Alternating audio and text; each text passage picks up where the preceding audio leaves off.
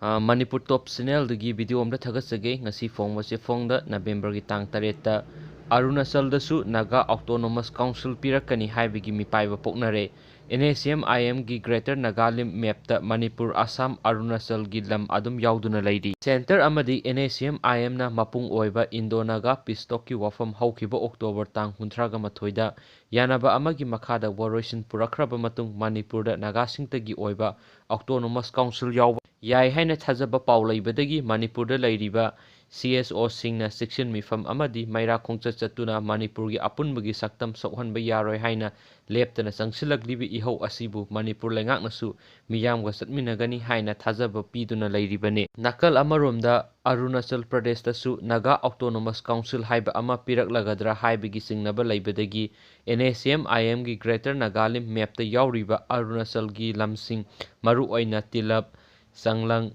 Longding na singba mafam singda tariba tribe singna mipaiba okpaga loinana khongjang kya sangsinnaba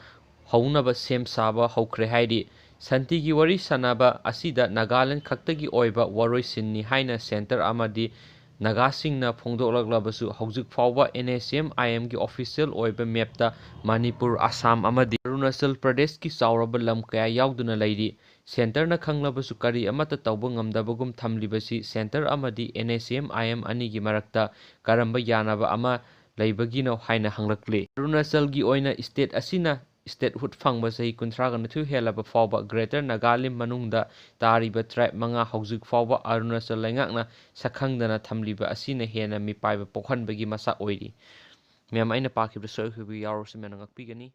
thank you